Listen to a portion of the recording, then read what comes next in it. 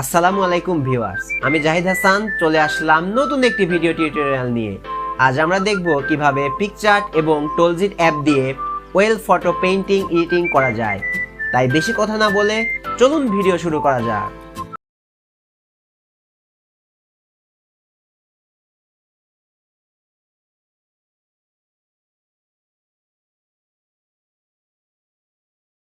প্রথমে আমরা পিকচার অ্যাপটি ওপেন করব। এরপর আমরা সেই আমাদের কাঙ্ক্ষিত ছবিটিকে অ্যাড করে ক্রপ অপশনে গিয়ে ছবিটি পোর্ট্রেট মোডে ক্রপ করে নিব। এরপর টিক মার্কে ক্লিক করে দিব।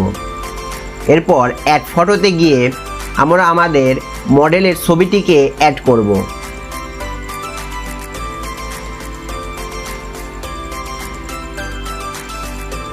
ছবিটি ছোট বড় করে কাস্টমাইজ করে ইরেজ অপশনে গিয়ে ছবির নিচের অংশটুকু একটু ইরেজ করে দিব।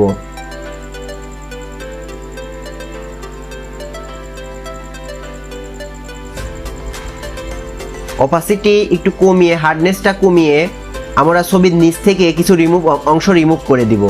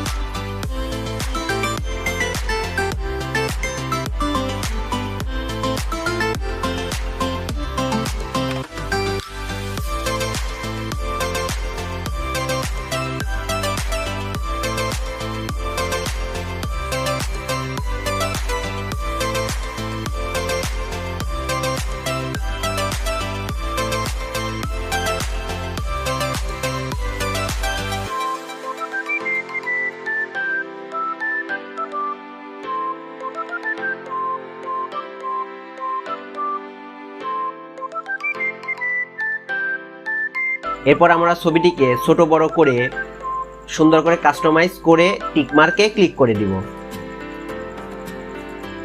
এরপর সেভ অপশনে গিয়ে গ্যালারিতে আমরা আমাদের ছবিটিকে সেভ করে নিব।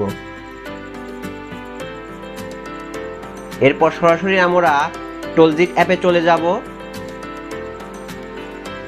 এরপরে আমরা ইনহেজ নামক অপশনটি আছে, এখানে ক্লিক করব।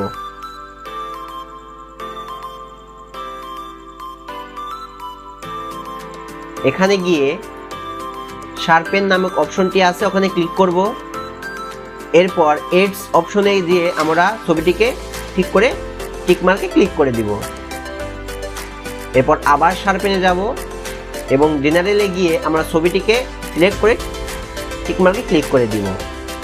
এরপর ইফেক্টে যাব, সফট এজে যাব এবং 9 নাম্বার অপশনটিকে সিলেক্ট করে মার্কসে গিয়ে ইরেজ অপশনে গিয়ে আমরা আমাদের মডেলের ফেসটাকে একটু কাস্টমাইজ করে নিব। আমরা দেখতে পাচ্ছি ফেসটা এখানে একটু বেশি কাস্টমাইজ হয়ে গেছে। আমরা কিছু অংশ এখানে ইরেজ করে দিব।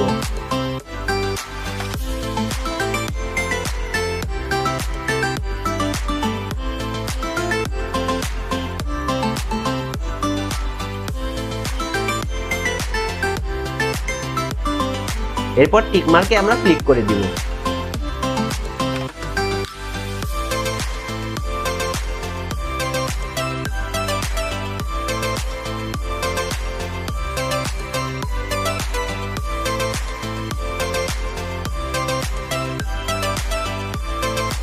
এরপর আবার আমরা সব সিলেকশনে যাব এবং 3 নাম্বার অপশনটিকে সিলেক্ট করে মার্কসে গিয়ে এটা অপাসিটিটি একটু কমিয়ে 9 করে দিলাম।